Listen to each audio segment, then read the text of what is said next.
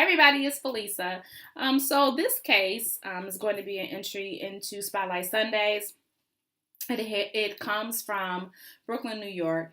As always, the information that I have gathered for the purposes of presentation here is from the charlieproject.org. I will leave that information below. I will also leave a link to the Facebook page that is dedicated to this particular case, and then I will give my commentary at the end if I have any.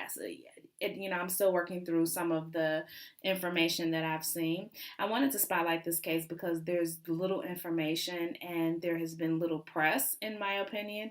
I may have missed it. I will acknowledge that. And if that is the case, then I humbly ask the press's forgiveness. But I haven't seen much by way of coverage for this particular story. So without further ado, let me get into it. I'm going to be reading directly from the Charlie Project. And like I said previously, I will give commentary at the end. So this case is regarding Aliyah Boomer, Boomer. She has been missing since August 15, 2015, and she was missing from Brooklyn, New York. She's classified as endangered missing. Her date of birth is January 6, 1988. She would be 31 years old. She was 27 at the time that she disappeared. Her height and weight, of course, as always in many of these cases, seems to be a range. Her height being given as between 5'7" and 5'5", or 5'5" and 5'7", and 120 and 130 pounds. Her clothing at the last sighting of her was described as a black short-sleeved top, multicolored capri pants, black patent leather Jordan sneakers, and a silver nose ring. Distinguishing characteristics are as follows. She's an African-American female, black hair, brown eyes. She was last seen wearing a shoulder-length wig at the time of her disappearance. She usually wears her natural hair, either in an afro style or in twists. Her nose, ears, and navel are pierced. She has the following tattoos: the name Vicky on her right upper arm, her name Aliyah, Aliyah, on her upper left arm, stars on her right wrist and abdomen, a moon on her foot, and a ladybug and the name Kim on her back. Boomer's nickname is Lily.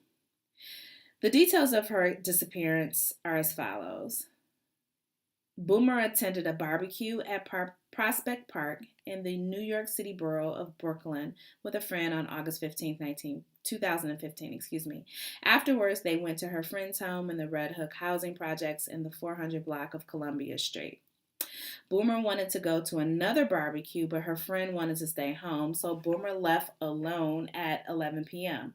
She never arrived at the barbecue. She did call her sister at 3 a.m. on August 16th, but her sister was asleep and didn't pick up the phone. And Boomer did not leave a message. She has never been heard from again. Her mother, with whom she lived in the Sheepshead Bay area, was initially unconcerned because she'd stayed out all night before. After Boomer didn't come home 2 nights in a row and didn't get in touch with her sister for her sister's August 18th birthday, her family became concerned and reported her missing. At the time of her disappearance, Aliyah was studying nursing at college. Her family doesn't believe that she would have left without warning. Her case remains unsolved. So clearly there's very little information to go off of in this case. But a couple of things just really stood out to me. So clearly this was her hometown. So I'm not even going to talk about, the safety and the her being out at 11 o'clock or what have you. This is an adult. And so, if she wanted to go out, that was perfectly within her right. I don't know anything about Brooklyn and I don't know anything about this area that she was in. However, she left at about 11. About four hours later, she did call her sister. But she never made it to the barbecue, even though that's where she was supposedly going. So when she left at 11 o'clock, she was on her way to this barbecue, never showed up. And then 4 hours later, she calls her sister, doesn't leave a message, doesn't send a text, doesn't, cry out in distress. So she didn't get an answer and she hung up. So it's reasonable to assume that maybe she was safe at that time. There's like that speculation. You would think that if it was an emergency or if there was a problem that, she would either leave a message or she would hang right up and she would call right back. I mean, that's just kind of the logical thing that I would think. However, the problem is that she may not have had the ability to hang up and call back. So if there was no answer right away and she was in distress, she may not have had the opportunity or the ability to leave a message or to hang up and call back. So that begs to the reason, where was she in that time, in that 4 hours? Where did she go? Again, she's an adult. She doesn't have to, check in with everybody all the time. She doesn't have to give like a play-by-play of her whereabouts. But if she didn't wind up at this barbecue, why did she change her mind? And where did she go? And where could she have possibly been for 4 hours? Like just off the radar without anybody really knowing. Beyond that, there's no mention in the article of how she was traveling. So was she traveling on foot? Because being, mobile in a car is a lot different than being on foot and traveling by yourself as a woman in the middle of the night, just through various neighborhoods. And again, I'm not familiar with Brooklyn, but I do know that the city that I come from, like there are certain areas that, maybe you could try it. In the middle of the night, but there are certain neighborhoods that's ill-advised for you to be traveling, especially on foot, especially at night, and especially as a female. So I don't know if this was the same kind of thought process for that area. So how was she traveling? Did she leave by car? Was somebody supposed to pick her up? Was she on foot? How far away was this other barbecue for her to arrive there? If it was relatively close, why didn't she ever get there? And what was she doing in the 4 hours between the time that she left her friend and the time that she called her sister? Was this even her that called the sister? We don't know, because the sister didn't pick up because the sister was asleep. It's quite possible that someone could have had her phone and placed that phone call to a nearest relative or to, the next of kin. Perhaps if there was something that had been witnessed and, it was ominous or dangerous and they felt like, this person could be in danger and they called. Who knows? But then if that's the case, if you're a good Samaritan, why wouldn't you leave a message? Why wouldn't you, make sure that there was some kind of, hey, you need to come check on your people. You need to come and make sure that they're okay because I just witnessed this. And then, you kind of have to ask, if the person wasn't saved, if the sister wasn't saved as ICE, in case of emergency in the phone, how would they even know who to call? So that kind of just throws that theory out the window. More than likely, it was Aliyah that called. But what does she want? And, more importantly, why didn't she leave a message? And even more importantly, why didn't she follow it up with a text? Was she unable to? Was she in the company of someone that ultimately did her harm? Was she, incapacitated? It could have been that the phone died after she made that phone call, especially if she, had been gone since 11 o'clock. Perhaps her cell phone battery wasn't on 100% and ultimately just lost power. That happens all the time. So, you can speculate about that as well. But at the end of the day, one of the things that's just so problematic about the story is that nobody seems to have seen her. And, maybe it's the people that they interviewed. But after she left that house, she was just she vanished into thin air. And so, I'm just unwilling to believe that an adult is able to vanish into thin air. Somebody knows something. Someone has information on this woman. Somebody knows, exactly what happened to her and is not forthcoming. And it's, it's just really a matter of digging deep into, her last known whereabouts and her last steps and retracing them as best that you can. The problem, of course, is nobody is coming out to say, I saw Aliyah, we had this kind of conversation or what have you. And then I wonder, was the friend that was at the housing project interviewed, extensively. Like, did she mention anything about where she was going? Are you certain about the time that she left? Because a lot of times timelines get mixed up, and you think that it's a lot later than it is, or you think that it's a lot earlier than it is.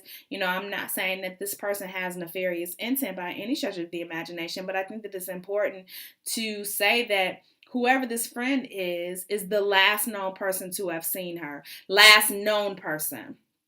Because certainly someone came in contact with Aliyah right before she disappeared, and that person has the key to all of this mystery. Beyond that, I think that, you have a situation where you have a young lady, a young woman who has gone missing, who has never fallen off the radar before. She's in school, she's working, she seems industrious, she's out for a night of partying, which, is not atypical of young adults or young people who want to go out and blow off steam, but unfortunately she made the decision to do this alone. And while I don't want to point fingers at victims, absolutely not, but I do think that it reinforces the notion of safety in numbers, and for young women in particular not to venture off by themselves because of things like this, where no one can account for your movements, no one can account for your last communication, no one can account for where you might be. Like, I have a friend who we've kind of lost contact now, but I used to fuss at her all the time because she was so secretive. She didn't want anybody to know where she was going or what she was doing, and I used to tell her all the time, like, how can we make sure that you're safe? You won't check in. You feel like, you're grown. You can be able to do all of this, that, and the third. And the reality is that that's true.